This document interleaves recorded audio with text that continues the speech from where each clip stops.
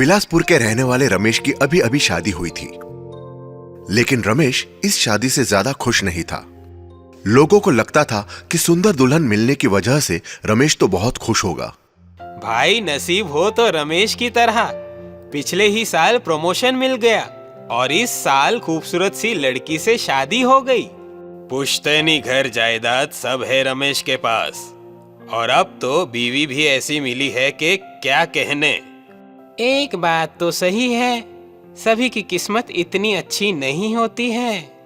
सही कहा, सभी की किस्मत ऐसी नहीं होती है। ऊपर ऊपर से हंसी मजाक से जीने वाला रमेश अंदर से बहुत ही दुखी और चिंतित था। उसे ये चिंता सताए जा रही थी, आखिर ऐसी कौन सी बात है जो उसकी बीवी उससे शादी के बाद भी उससे दूरियां बनाए हुई है। शादी की पहली रात से ही दोनों अलग अलग बिस्तर पर सोने लगे थे। इसका कारण पूछने की रमेश ने बहुत कोशिश की। मालती, मुझे तुमसे कुछ जरूरी बात करनी है। हमारी शादी को अब 3 महीने से ज्यादा हो गए हैं, लेकिन अभी भी मुझे ऐसा लगता है कि यह शादी तुम्हारी मर्जी के खिलाफ हुई है। मुझे तुमसे कोई बात नहीं करनी है। तुम भी आइंदा से मुझसे ज्यादा ये प्यार व्यार की उम्मीद ना ही रखो तो बेहतर होगा। मुझे घर का बहुत काम है, मुझे जाना है। जब भी वो अपनी बीवी मालती से इस बारे में बात करने की कोशिश करता तो मालती अचानक से गुस्सा हो जाती और वहां से निकल जाती। घर में कोई बखेड़ा खड़ा ना हो, इसलिए रमेश ने इस मामले को समय के साथ सुलझाने का निर्णय लिया था। दिन भर खेत में कड़ी मेहनत करने के बाद रात को रमेश को जल्दी ही नींद आ जाती थी, तो मालती छत को देखते हुए चुपचाप बिस्तर पर लेटी रहती थी। जैसे जैसे रात बढ़ने लगती वैसे वैसे मालती के चेहरे का नूर बदलना शुरू हो जाता। दरअसल रमेश को मालूम ही नहीं था कि उसने दुल्हन के रूप में घर में एक डायन लाई है। रात होते ही मालती डायन बन जाती थी। उसकी आंखों में खून उतर जाता, बाल अचानक से लंबे हो जाते, त्वचा का रंग बदल जाता और उसमें शैतानी ताकत आ जाती। आधी रात को मालती डायन के भेष में घर से बाहर निकलती है। जिसे कोई एक नजर देख ले तो वहीं दिल के दौरे से उसकी जान निकले, ऐसा भयानक रूप लेके मालती गांव में भटकना शुरू कर देती है। एक रात एक अजनबी किसी दूसरे गांव जा रहा था, लेकिन रास्ता भटककर विलासपुर आ गया। रात काफी हो चुकी थी, तो उसने वहीं ठहरने की सोचकर एक बड़े से पेड़ के नीचे गमछा बिछाकर सोने का इंतजाम कर लिया। अचानक से उसे नींद में अजीबोगरीब आवाजें सुनाई देने लगी। ऐसा लग रहा था जैसे हजारों चमगादड़ एक साथ चिल्ला रहे हैं। हवा की आवाज भी भयानक सी हो गई थी। उस अजनबी के चेहरे पर पेड़ की डाली से कुछ टपका, जिसकी वजह से उसकी नींद खुल गई। अजनबी ने चेहरे पर हाथ लगाकर देखा तो खून था। जैसे ही उसने पेड़ की तरफ देखा तो एक डाली से खून की धार बहती हुई उसके शरीर पर पड़ी। अजनबी चीखते चिल्लाते हुए खड़ा हो गया। यहां क्या हो रहा है ये समझ आने के पहले ही उसके चारों ओर धूल और पत्तों का तूफान घूमने लगा। हवा की भयानक आवाज ने उसका दिल दहला दिया। अजनबी ने वहां से भागने की कोशिश की, लेकिन उसे ऐसा लगा कि किसी ने उसके पैरों को जंजीरों से बांध रखा है। धीरे धीरे उसके शरीर की सारी हड्डियां अकड़ने लगी। अजनबी पसीने से लथपथ हो गया और अचानक उसके सामने उस खूंखार डायन का भयानक चेहरा आया, जिसे देख अजनबी सुन्न हो गया, जैसे उसकी रगों में खून बहना ही बंद हो गया हो। डायन ने अपनी चोटी से अजनबी के गले को दबोच लिया। अजनबी की आंखों से भी खून बहने लगा। माहौल भयानक आवाजों से गूंज उठा। देखते ही देखते डायन ने अजनबी को मारकर उसका खून पी लिया। सुबह अजनबी की लाश देखकर गांव के लोग चौंक गए। अरे देखो, यहाँ कोई मरा पड़ा है। हे भगवान, इतने भयानक तरीके से किसने मारा होगा इसे? लेकिन ये है कौन? हमारे गांव का तो नहीं लग रहा है, किसी और गांव का होगा। रात नहीं गुजारने की सोचकर रुका होगा। लेकिन इसे किसने और क्यों मार डाला? इसकी लाश देखकर लगता है कि बहुत तड़पा तड़पा कर इसे मार डाला है। आखिर इस भयानक और दिल दहलाने वाली मौत के पीछे क्या कारण हो सकता है, ये सोचकर गांव के सभी लोग चिंता जताने लगे।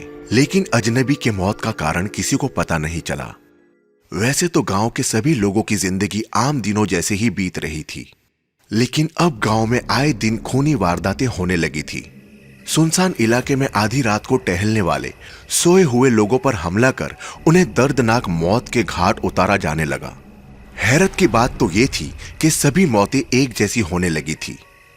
मरने वालों की आंखों से खून बहता और गले पर नोकीले निशान दिखाई देते। पहले तो ये किसी जंगली जानवर का मामला लगा, लेकिन अब गांव में खौफ का माहौल बन गया। बुजुर्ग लोग अपनी राय देने लगे। क्या कहते हो काका? आपको क्या लगता है गांव में जो मौतें हो रही है, इसकी वजह क्या हो सकती है? मुझे तो लगता है कि यह किसी जानवर का ही काम है। कैसे कह सकते हो काका? जानवर के शिकार करने पर मरने वालों के आंखों से खून कैसे बहेगा और गले पर फंदे के निशान कैसे आएंगे? मुझे तो लगता है ये निश्चित ही किसी भूत पिशाच का काम है। हमें सावधानी बरतनी होगी। पता नहीं हमारे गांव को किसकी नजर लग गई है। अब अंधेरा होते ही गांव के लोग घर से बाहर निकलने से डरने लगे। शाम होते ही गांव सुनसान होने लगा।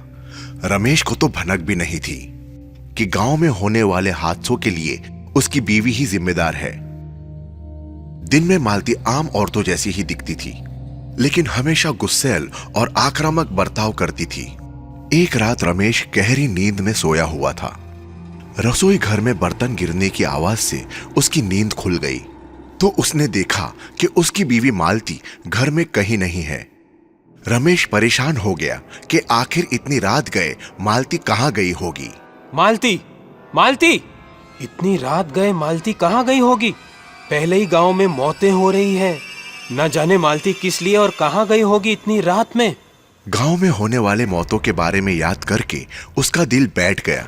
हड़बड़ी में वो मालती को ढूंढने घर से बाहर निकला। मालती, मालती! मालती को आवाज लगाते हुए गली मोहल्ले में भटकने लगा, लेकिन उसे मालती का कहीं नामो निशान नहीं मिला। रमेश के मन में डरावने ख्याल आने लगे। उसे मालती की चिंता सताने लगी। कहीं मालती के साथ भी वैसा ही हादसा तो नहीं हो गया जैसे औरों के साथ हुआ है? हे भगवान, मेरी मालती को सही सलामत रखना।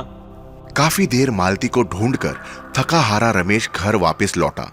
उसने देखा कि घर का दरवाजा खुला ही है। यह क्या? घर का दरवाजा खुला ही है? लगता है मालती घर वापस आ गई है। वो तेजी से मालती को आवाज लगाते हुए अंदर गया, लेकिन वहां मालती नहीं थी। घर की बिजली अचानक से चली गई। वो अमावस की रात थी, इसलिए घना अंधेरा छाया हुआ था। रमेश मोमबत्ती लेने के लिए अंदर के कमरे में गया। मोमबत्ती जलाई और दंग रह गया, क्योंकि उसी कमरे में मालती दीवार की तरफ मुंह करके खड़ी थी। मालती, कहाँ गई थी तुम और यहाँ अंधेरे में क्या कर रही हो? उसका रूप अजीब सा लग रहा था। उसके बाल की चोटी जमीन तक पहुंचकर छटपटा रही थी। कमरे में अजीब सी डरावनी आवाज आ रही थी, जैसे कोई जंगली जानवर गुर्रा रहा हो। रमेश डर से कांपने लगा। उसने मालती को आवाज लगाई। मालती, मालती, तुम ठीक तो हो ना? कुछ बोल क्यों नहीं रही हो? लेकिन मालती ने पलटकर जवाब नहीं दिया। धीरे धीरे रमेश उसके करीब गया। अचानक से मालती ने अपनी गर्दन मोड़ दी और रमेश की ओर चेहरा घुमाया। उसे उस हालात में देख रमेश का खून जम गया। वो कुछ करता उससे पहले मालती की चोटी ने उसका गला दबोच लिया। भयानक आवाज में वो बोलने लगी। मैं दुल्हन नहीं, डायन हूँ। मैं तुम्हें और तुम्हारे गांव को तबाह करने आई हूँ। रमेश की आंखों से खून बहने लगा। एक झटके में डायन ने उसके गले में अपने दांत घुसाकर उसका सारा खून चूस लिया। सुबह पड़ोसियों ने रमेश की लाश देखी। अरे रमेश कल रात तक ठीक था, इसे किसने मारा होगा? इसे भी उसी तरह मारा है जिस तरह औरों की मौत हुई है। लेकिन इसकी बीवी मालती, वह कहाँ है? गांव वालों का डर अब चरम पर पहुंच गया जब उन्होंने दीवार पर कुछ लिखा हुआ देखा। वहां लिखा था, मैं दोबारा लौट कर आऊंगी, तुम में से कोई भी जिंदा नहीं बचेगा। गांव वाले चिंता करने लगे कि अब आगे क्या होगा और आखिर मालती कहां गायब हो गई। मालती कहीं नहीं गई थी, वो वहीं थी, हवा के रूप में अपने आप को तब्दील कर अपनी खूनी आंखों से अपने अगले शिकार को निहार रही थी।